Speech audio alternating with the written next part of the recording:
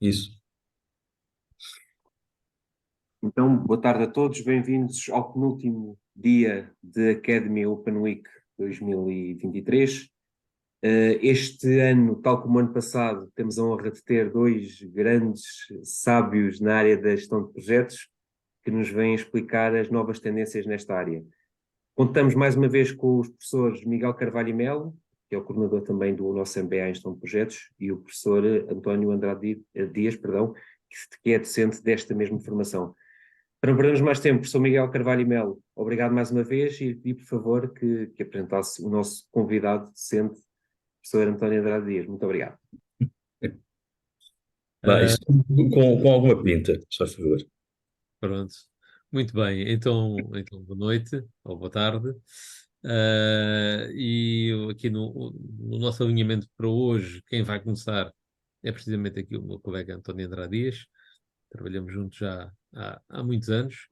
Tem uma larga experiência nesta área. Em Portugal foi um dos fundadores da Associação Portuguesa de Gestão de Projetos, onde ocupou diversos cargos, nomeadamente presidente durante vários anos, tendo depois uh, feito 2 mandatos como vice-presidente do International Project Management Association, e fim de semana passado acabou de ser eleito para o Finance Committee da IPMA, e para além disso trabalhamos juntos numa empresa de consultoria e formação de gestão de projetos, no Pão Granite, e é docente de inúmeros cursos em inúmeras universidades, uh, ao longo de muitos anos, não vou dizer quantos. Fica mal. É melhor ficarmos assim. É Então, melhor, também acho uma boa ideia. avança. Avança que já vamos com um atrasinho para recuperar. Então, boa noite a todos. Falarmos um bocadinho sobre gestão de projetos. Deixa-me lá pôr isto aqui a funcionar, porque agora isto já deve estar aqui, está no quente. E falar-vos destas novas tendências que nós vamos encontrando no mundo da gestão de projetos. E claro que começamos logo pelo estado atual da economia global, em que os projetos estão a representar mais de 30% do gerador daquilo que é o GDP mundial. E, portanto, os projetos acabam por ser uma nova rotina na forma como nós encaramos a economia. E, obviamente, que com esta proliferação deste conceito de projeto, a própria sociedade está-se a projetificar. E por isso, novas formas de encarar a gestão de projetos têm surgido. Provavelmente todos vocês que nos estão a escutar neste momento já ouviram falar em agilidade. Nós utilizamos o chavão da agilidade para tudo. E um par de botas, como se costuma dizer na gíria. Só que na realidade, quando nós olhamos para a agilidade, podemos questionar se trata efetivamente de uma nova prática e uma nova prática de trabalho, e nomeadamente encarar a gestão de projetos, ou se efetivamente era algo que nós já fazíamos isto normalmente. Porque, na realidade, quando nós estamos a gerir um projeto, geralmente começamos por tentar decompor esse projeto de modo a tornar mais simples a sua forma de gerir. E claro, quando nós estamos a olhar para a forma de gerir, estamos a olhar para abordagens possíveis, umas em que conhecemos previamente o âmbito daquilo que vamos gerir, no fundo, abordagens mais preditivas, e por outro lado, por força até da própria inovação, nós acabamos por ter projetos em que o âmbito não está claro, muitas das vezes nem sequer para aquele que é o sponsor do projeto, então acabamos por definir aquilo que costumamos chamar de MVP para o produto que vai a ser o contexto do âmbito do projeto, e a partir daí vamos desenvolvendo de forma incremental e adaptativa aquilo que acaba por ser o projeto. Só que os projetos são feitos por pessoas e para pessoas. E claro que hoje o enfoque passa muito na gestão de projetos, não para olharmos para técnicas e ferramentas, porque essas são subejamente conhecidas. Bastará que qualquer um de vocês ir a uma Bertrand, ir a uma FNAC e procurar por literatura de gestão de projetos para encontrar livros sobre a temática nessa perspectiva, processos para gerir projetos, ferramentas para gerir projetos. Mas, efetivamente, o toque de Midas passa precisamente pelas pessoas, pela forma como nós, enquanto gestores de projeto, motivamos essas pessoas e como é que depois tratamos, no contexto das nossas equipas de projeto, esse mesmo ingrediente. Claro que globalização e virtualização da gestão de projetos tornou-se quase um must, até porque não podemos esquecer que passámos 2 anos praticamente a ter que gerir os nossos projetos à volta do globo de forma virtual. Há equipas que não se conheceram durante 2 anos e que executaram projetos e que entregaram projetos. E esse é um diferencial que hoje todos nós acabamos por vivenciar e trazer essas experiências da dita pandemia para o nosso dia a dia comum, com a otimização da eficiência que essas situações podem nos trazer. Óbvio que a cocriação é necessária para alcançar soluções inovadoras, que hoje em dia estamos a olhar mais para a auto-organização numa lógica de trabalho em equipes mais virtualizadas, como eu referia, o que vai impactar diretamente as próprias organizações no sentido de ganhos de maior autonomia em termos de trabalho. E como a temática que nós tínhamos pensado para esta tarde era a temática da inteligência artificial, obviamente que a minha primeira provocação para vocês é, não vos vou pedir para ligarem o vosso chat GPT, mas provavelmente para vocês interiorizarem que a inteligência artificial, vulgar IA, vai apoiar e obviamente não vai substituir os gestores de projeto. Os gestores de projeto estão de pedra e cal para continuarem a ser eles aquele fator diferenciador na gestão, entre aspas, dos ditos projetos. Claro que estamos a olhar para capacidades, obviamente estamos a olhar para as máquinas, para os nossos computadores e para a capacidade que elas têm de executar trabalho, tarefas que se pensa exigirem inteligência. Obviamente, incluindo a própria dedução lógica, capacidades de aprendizagem e de adaptação, ou mesmo a capacidade de tomar decisões. Só que os projetos continuam a ser geridos por um gestor, continuam a ser geridos por uma pessoa. E aquilo que eu dizia ainda há pouco é que com ferramentas suportadas em algoritmos de inteligência artificial, eu estou em condições de tomar melhores decisões. E, portanto, o tempo que eu ocupava no passado em atividades muito usuais no mundo da gestão de projetos, essas atividades podem ser autonomizadas de alguma forma e, com isso, eu poder tomar decisões de uma forma talvez mais rápida e talvez muito mais assertiva do que no passado.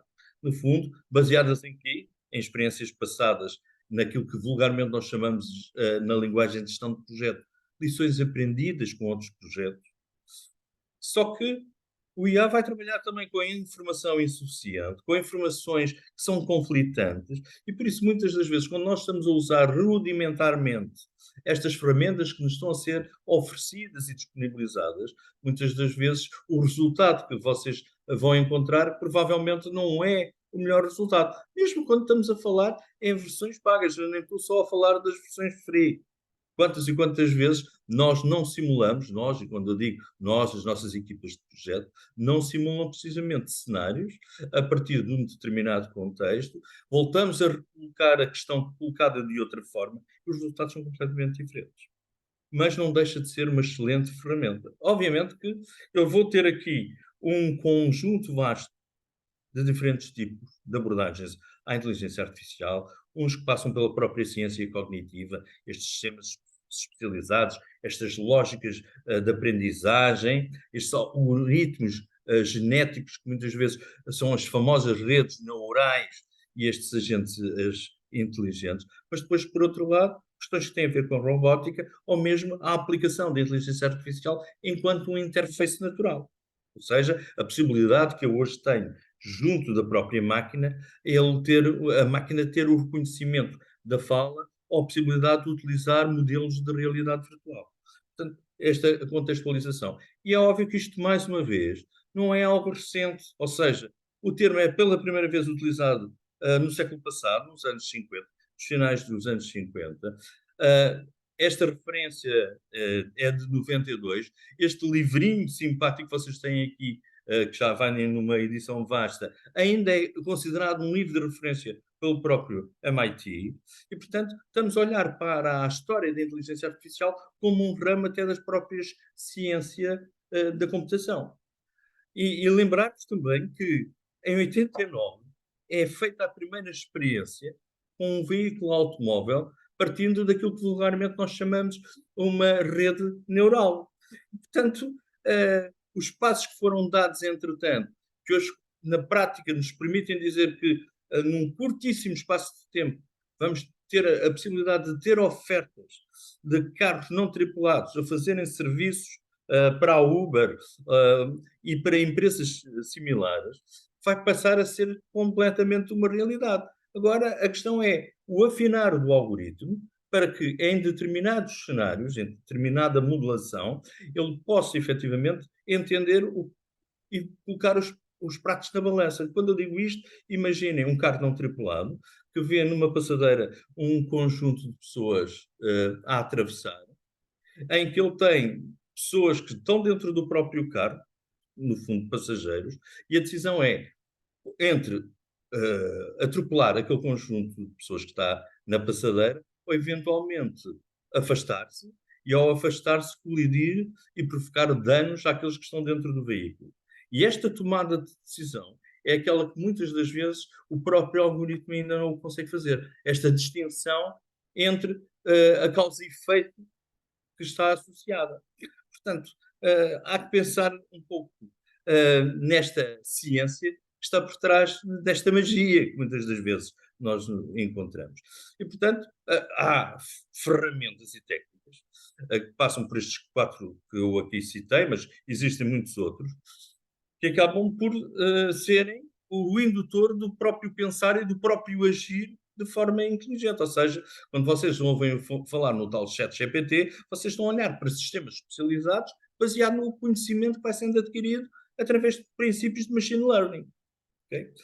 Portanto, quando eu salto deste contexto e começo a pensar como aplicar isto na gestão de projetos, eu começo a olhar para as inúmeras possibilidades que vou ter. Ou seja, desde a automatização de tarefas, para responder a perguntas frequentes e fornecer atualizações de status dos nossos projetos, a própria autonomização da própria documentação a partir da geração automática de reportes e de documentação acessória.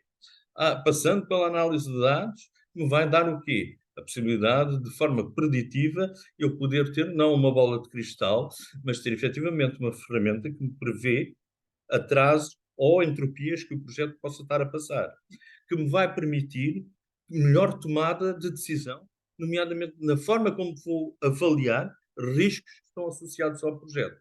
Mas nós não nos podemos esquecer, é que eu tenho esta ferramenta, mas mais uma vez a decisão é vossa.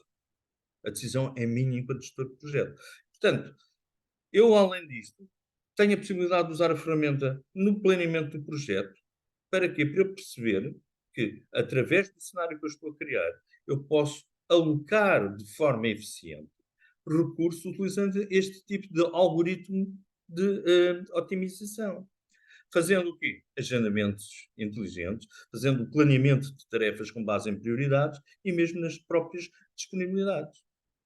Dashboards inteligentes, obviamente, hoje em dia, grande parte do nosso trabalho enquanto gestores de projeto é estarmos a olhar para painéis de controle, que nos fornecem insights em tempo real e que nos permitem reagir de uma forma mais célere perante determinadas anomalias que vão sendo identificadas e, portanto, com isso eu poder identificar problemas, eu conseguir perceber a origem de alguns dos desvios que temos no projeto e depois a tomada de decisão pura e dura, ou seja, o uso da inteligência artificial para fornecer recomendações baseadas nos dados que vão sendo recolhidos, nos dados que vão sendo tratados e que, com base neste trade-off que existe, eu ter a capacidade de modular cenários para avaliar as estratégias de qual é que é, perante o cenário, perante aquele tipo de contexto, qual é que é a melhor estratégia a adotar. Machine Learning, que eu há pouco vos referia, para uma melhoria contínua, a possibilidade hoje em dia de termos a assistência virtual, nomeadamente assistentes de voz para ajudar em tarefas como agendamento, como notas, como busca de informação, e depois todos os princípios de comunicação e colaboração. A gestão de projetos faz-se significativamente de comunicação e de colaboração. Aquilo que as pesquisas internacionais nos aportam é que um gestor de projeto consome cerca de 70% a 80% do seu tempo útil de trabalho. Imaginem um dia normal de trabalho de um gestor de projeto e termos só 30% ou 20% do nosso tempo a olhar para aquilo que são os outputs das ferramentas de gestão de projetos e o restante do tempo em ações típicas de comunicação. Ou seja, vocês têm uma panóplia vasta de partes interessadas, de stakeholders, e com base nisso vocês têm que ter o consumo natural desse tempo. Obviamente que com este tipo de ferramentas irá haver uma facilitação em termos de comunicação e vai nos permitir também, através do próprio reconhecimento que a ferramenta vai obtendo das interações com aquela que são os membros das equipas, a possibilidade de fazer uma análise moral da equipa através de pesquisas e de feedback. Portanto, ela pode ser utilizada, tem sido utilizada, há já aplicações na área da gestão de projetos que utilizam algoritmos de IA e que nos ajudam, pelo menos, a esse nível. E o IA vai nos tornar a vida talvez menos miserável, ou talvez mais miserável ainda, porque, como vocês devem imaginar, um gestor de projeto, ao consumir os recursos que consome no dia a dia, obviamente nem tudo é um mar de rosas, e eu costumo dizer que um gestor de projeto não pode ter gastrites, porque o stress é algo que vive connosco, porque nós estamos confinados a restrições, como vocês sabem, restrições que têm a ver com tempo, tempo para executar trabalho, Tempo, olha o tempo, olha o tempo. para entregar trabalho e um âmbito que vocês vão ter que forçosamente ir até lá. Portanto, lembrem-se que dados vão ser a moeda do futuro, mas que essencialmente na inteligência artificial e com a inteligência artificial a decisão continua a ser humana. Miguel. Muito bem. Uh, ora, onde está isto? Está aqui. Bom, vamos avançar para o próximo tema, que tem a ver com a sustentabilidade na gestão de projetos. Já estão a ver o meu ecrã, não estão? Isso. Pronto, muito bem. Ora, há bocado apresentei-te a ti, mas ninguém me apresentou a mim, apresento-me aqui rapidamente. Sou o artista que aqui está. Por isso, Olha, também já fui presidente, vice-presidente, secretário-geral, agora sou diretor de Relações Internacionais e já estás atualizado. Deixei de ser, agora acabou o meu mandato como membro da Advisory Board na IPMA, mas na IPMA, International Project Management Association, eu estou envolvido em vários projetos e estou a coordenar um programa com 3 projetos na área do Corporate Social Responsibility. Estou ligado a uma outra organização que é o Green Project Management, que tem a ver com sustentabilidade, que é o tema que vamos aqui falar, e sou coordenador do MBA em Gestão de Projetos aqui da Autónoma. Ora, sustentabilidade é o tema da moda quase, e isso é um problema. E o problema é, às tantas, começarmos a achar que é apenas um tema da moda e começamos a deixar de lhe dar a devida importância. Porque, independentemente da importância que nós damos ou não damos, isto não deixam de ser factos. E esta é a realidade com a qual nós estamos a viver. E os detratores das preocupações com estes temas irão dizer que toda a vida no mundo houve incêndios e houve inundações e essas coisas todas. Sim, mas há uma coisa que é uma grande diferença entre o que está a passar hoje em dia e o que se passava há centenas ou milhares de anos atrás. Porque também podem dizer, sim, porque de antes também havia dinossauros e agora já não há. Pois é verdade. Mas a grande diferença é que tudo aquilo que está a acontecer neste momento está a acontecer como consequência das nossas ações. E os incêndios e os cataclismas que existiram no passado não foram consequência da ação humana. Foram meramente causas naturais. E isto é uma diferença brutal. Nós é que estamos a causar estas coisas. Estas imagens e tudo isto. Há um tema, há um aspecto, há um aspecto que é triste, mas interessante e muito sintomático, que haja registro em 2015, se não me está a falhar a memória, foi a primeira vez que uma nação soberana foi obrigada a ter que ir comprar território aos vizinhos por não ter sítio onde pôr as suas pessoas.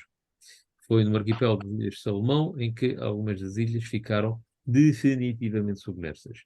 E a semana passada vi uma notícia de que Tuvalu, que declarou que mesmo que o território deles desapareça por completo, porque está a desaparecer, está a ficar submerso, e eles estão a ter que mudar as pessoas para outros sítios, a nação continuará a subsistir. Foi, enfim, uma declaração um bocadinho para dar ânimo, não é? Mas a nação continuará a subsistir, nem que estejam todos a viver noutros países, porque o país deles ficará definitivamente submerso.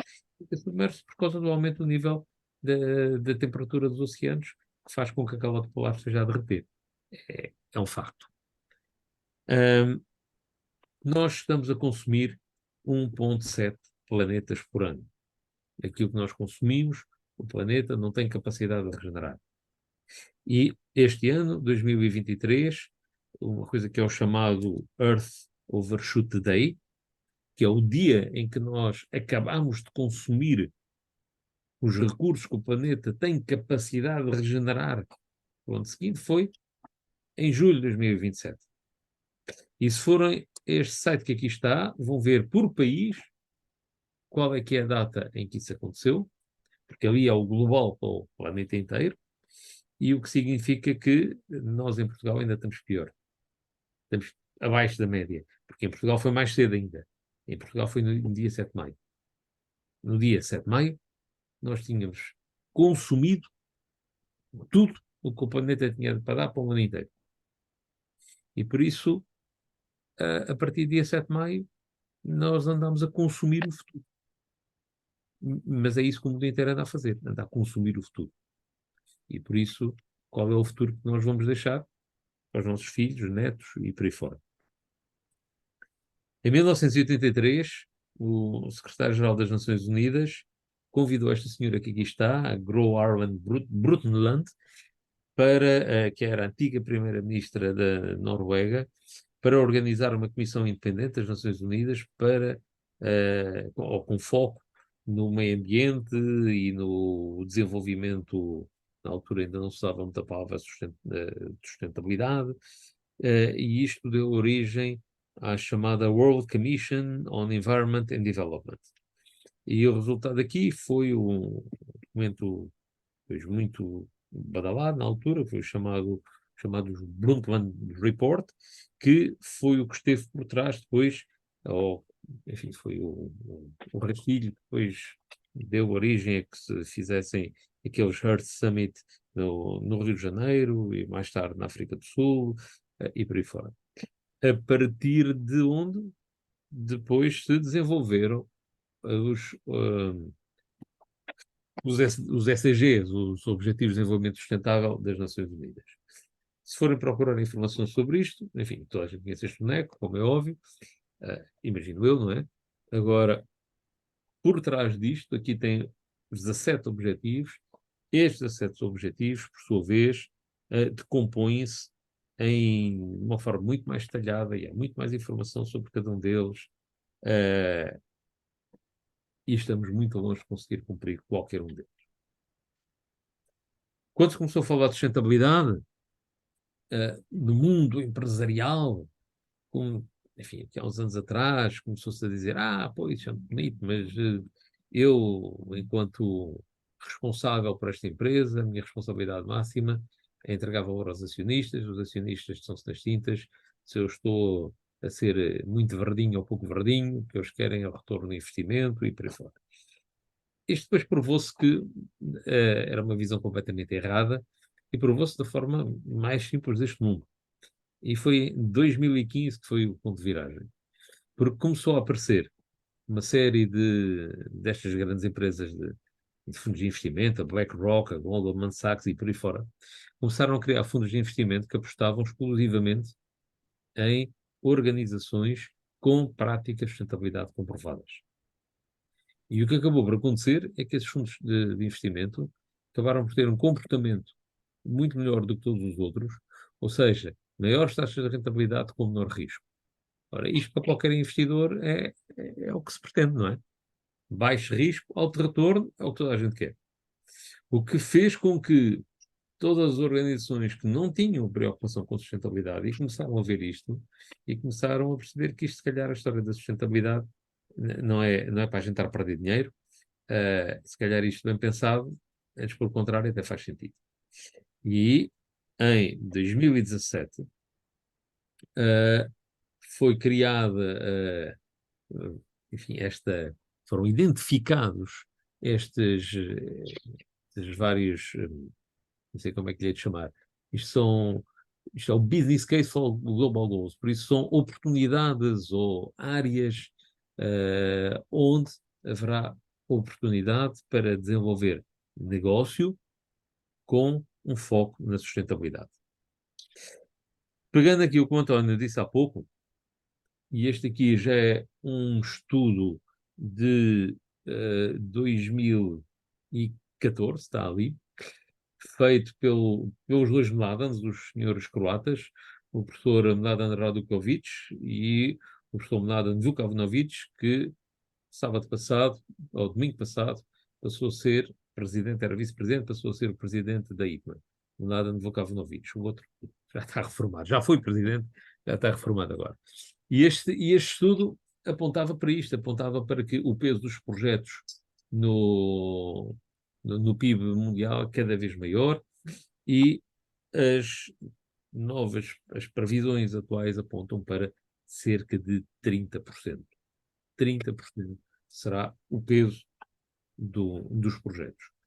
Ora, isto conduz à necessidade óbvia, e que será o tema seguinte, depois quando Aradis irá falar, a necessidade de haver gestores de projeto.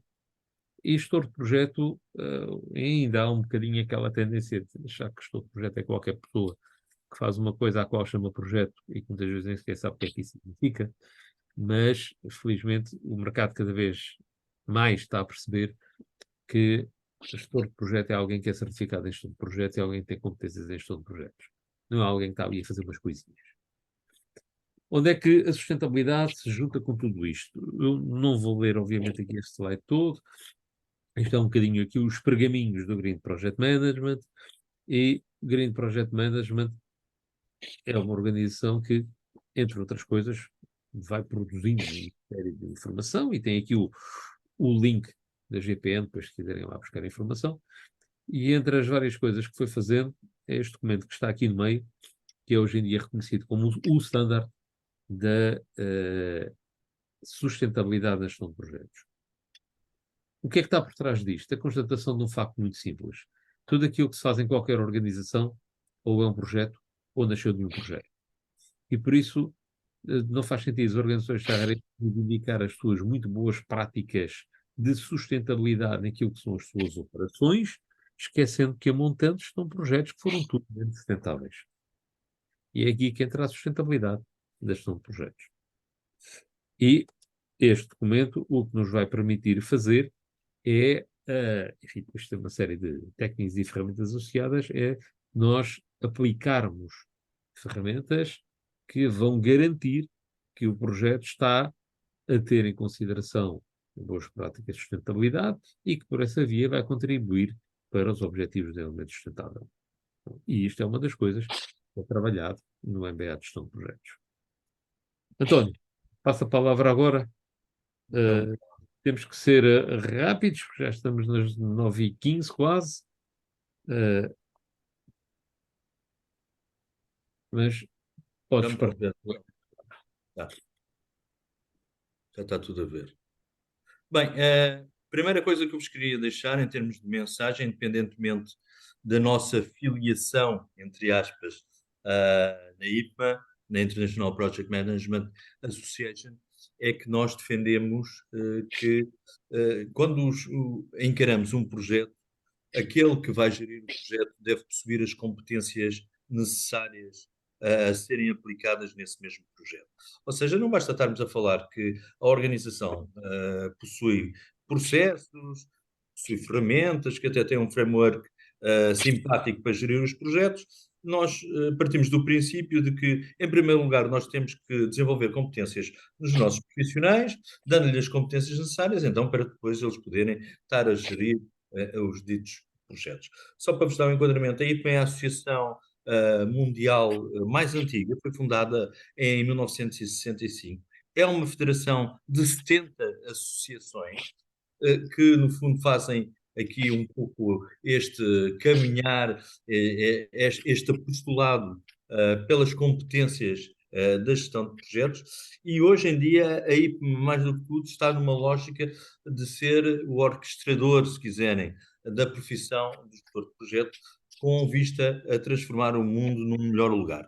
No fundo, é este o mindset que está por trás. E por isso criou um ecossistema onde encaixam várias peças e que são as peças que estão também na base daquilo que o próprio MBA de gestão de projetos acaba por trazer. Só para vos dar aqui um highlight, aquilo que vocês vão encontrar no MBA de gestão de projetos, essencialmente, acaba por estar sustentado nestes pilares. E a pergunta que se coloca é porquê obtermos uma certificação e porquê uma certificação IPMA? Okay? Porque esse é um dos add-ons que o próprio MBA tem, a possibilidade de vocês saírem para o mercado de trabalho, ou estarem no mercado de trabalho, munidos não só da vossa ferramenta do MBA, mas também de duas certificações. Uma no Green Project Management, que o Miguel acabou de falar, e outra que é a certificação nível D da IPMA. O que é que eu tenho a ganhar com isso? Reconhecimento no mercado, e no fundo uma recompensa global, a possibilidade de ter sido avaliado por uma organização independente e essa avaliação ser baseada em competências, portanto, que vão atender uma diferenciação do contexto, da cultura, e por isso uma diferenciação no seu ambiente profissional, e a agregação ao profissional que é certificado do possível envolvimento deste em comunidades profissionais e a um constante crescimento ao longo do tempo em termos de um desenvolvimento contínuo da sua profissão. Dizendo-nos que se há cerca de 10 anos fazíamos um survey aqui em Portugal para tentar perceber qual é que era o perfil do gestor de projetos nacional, e encontrarmos que havia uma prevalência do sexo masculino, que andávamos ali na casa dos 30, 35 anos, indivíduos com formação superior, e depois havia um diferenciador, que foi uma das conclusões desse estudo, é que o indivíduo que era certificado pela IPMA conseguia, no fundo, chegar ao mercado de trabalho e ter um acréscimo salarial superior a 500 euros mensais.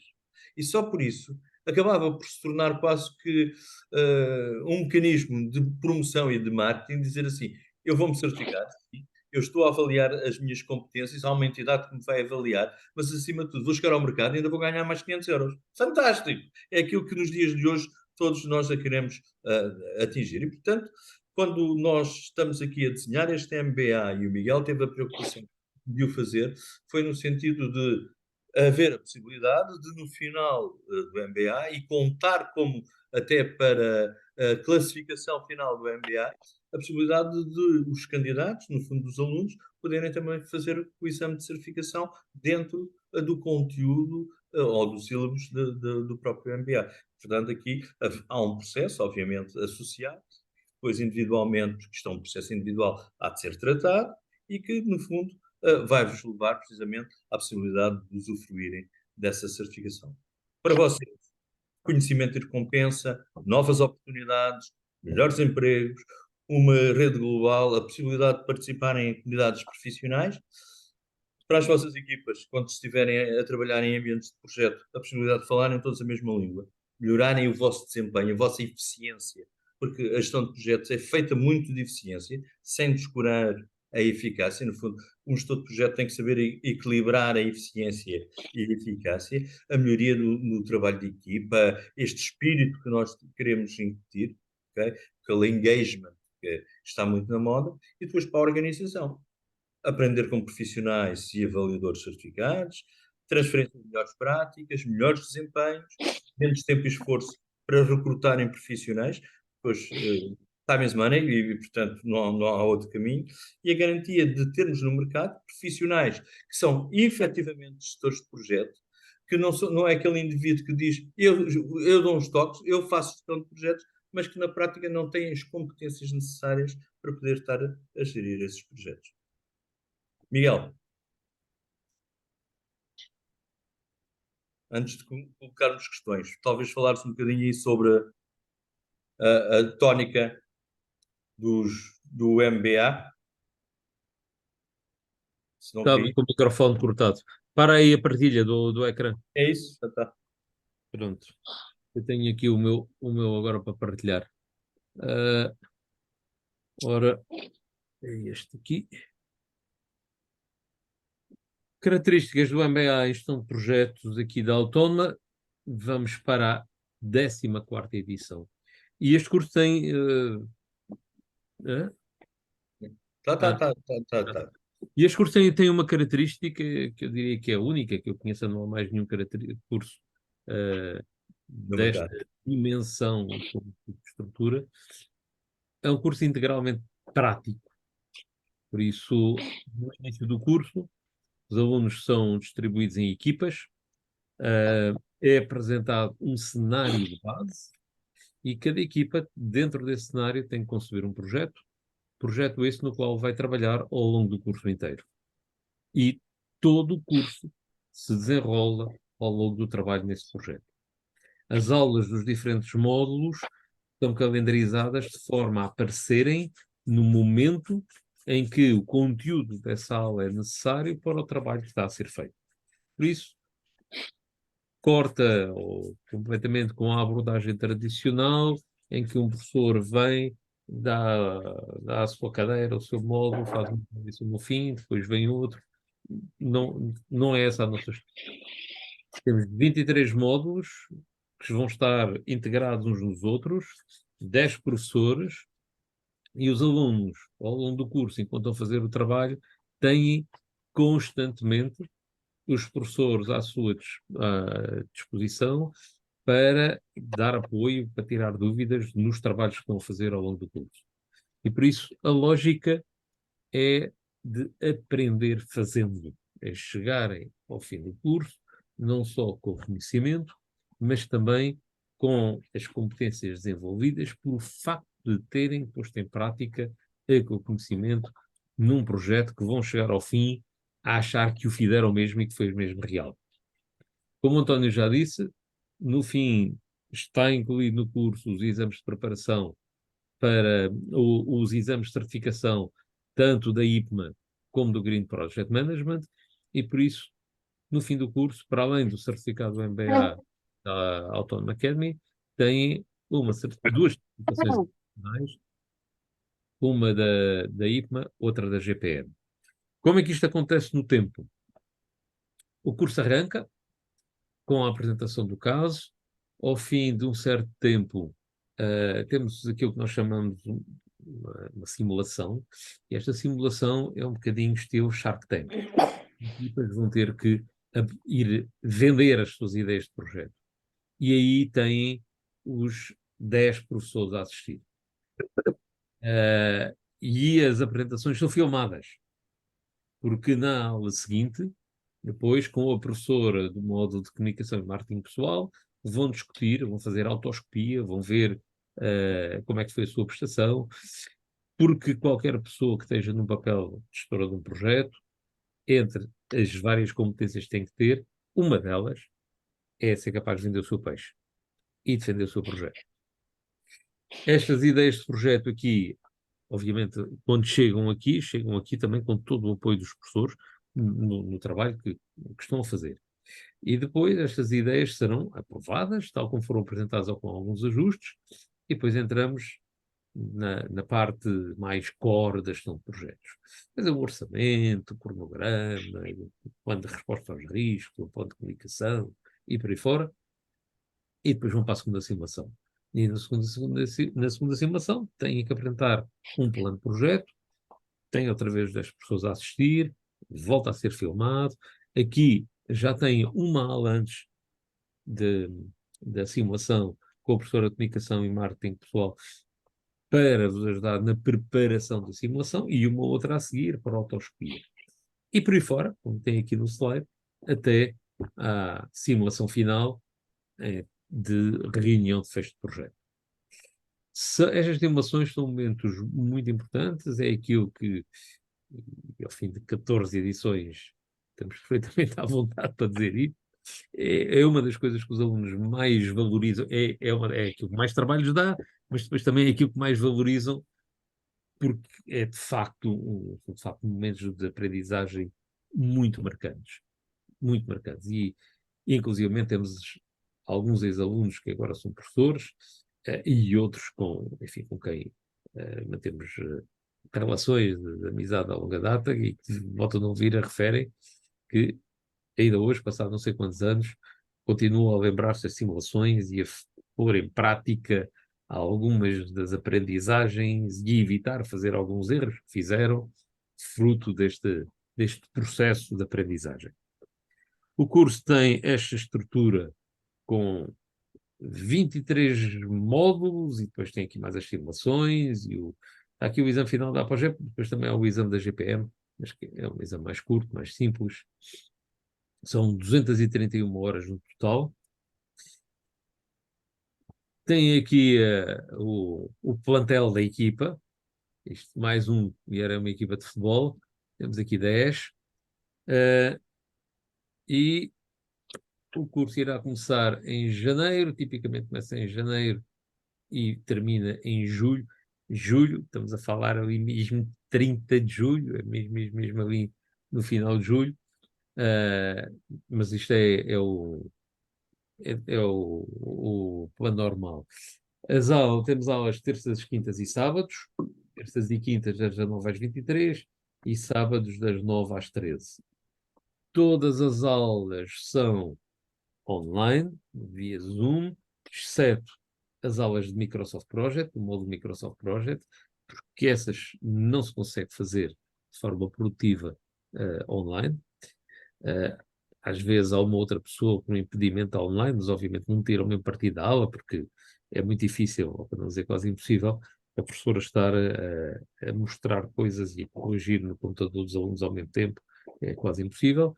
E as 4 simulações é que obrigatoriamente são presenciais. E esses são os momentos importantes.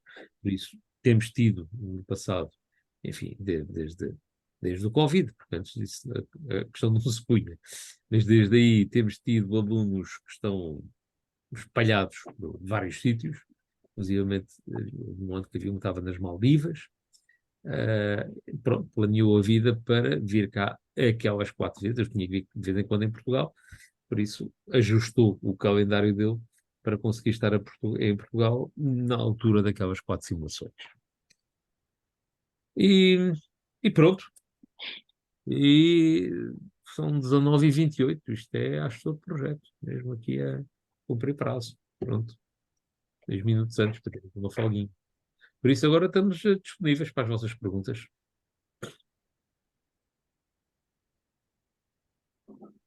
Ui, acho que toda a gente adormeceu.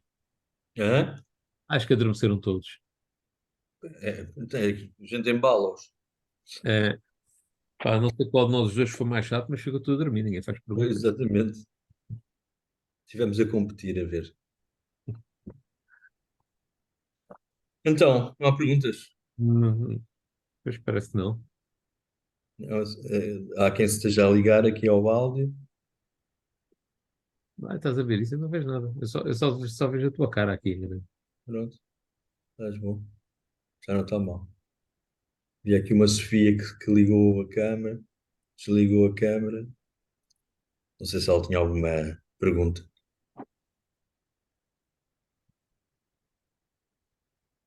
Perguntas? Ninguém tem? Ninguém quer perguntar nada? Nada a dizer? Ou a criticar, a dizer, epá, vocês foram os grandes chatos? Isso? Não percebo nada disto. Nada disto? Não, parece que não. Pronto, o André acho que deve estar no Boa boa noite. Boa Olá. noite. Não tenho câmara, mas não posso deixar de agradecer. É de extrema importância, é de extremo interesse. Sou ex-aluna da UAL, já há 20 anos, sou de Direito. Foi interessante ouvir-vos, sinto-me entusiasmada e quanto mais não seja, obrigada. Obrigado. Posso lhe dizer que na história deste curso não deve ter havido praticamente setor nenhum de atividade no qual nós não tínhamos tido gente. Temos tido, enfim, obviamente temos as engenharias, as matemáticas, a gestão, mas já temos pessoas de direito, de relações internacionais, médicos, enfermeiros, arquitetos, Arqueólogos. arqueólogos. Já tivemos gente de todo o género possível e imaginário. Até porque na gestão de projetos existe uma área, que é a área de procurement, que está muito associada a momentos específicos que temos no nosso ciclo de vida de projeto, em que existe uma íntima relação de proximidade entre a área jurídica e a área de gestão. Nós não podemos, muitas das vezes, estar a gerir contratos se não possuirmos o know-how necessário. E um gestor de projeto, ele é multifacetado, portanto, ele precisa de ter o suporte de equipas multidisciplinares, onde muitas das vezes os juristas têm lugar. E, portanto, é com prazer que será super bem-vinda ao MBA. Muito obrigada.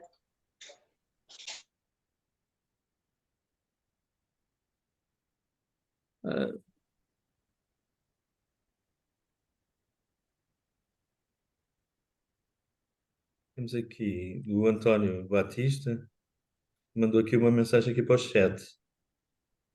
Deixa-me lá por aqui as letras, porque isto, a esta hora, já está... Quer dizer que está a fazer dois cursos no de teste e mediação familiar, que é engenheiro civil e que vai avaliar uma possível inscrição. Bem, Obrigado.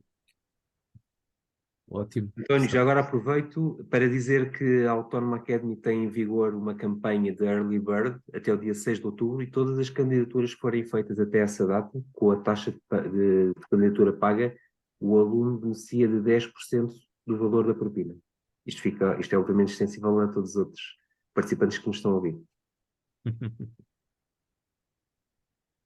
André, essa parte é consigo, não é connosco. Você é que é o vendedor. Só demita.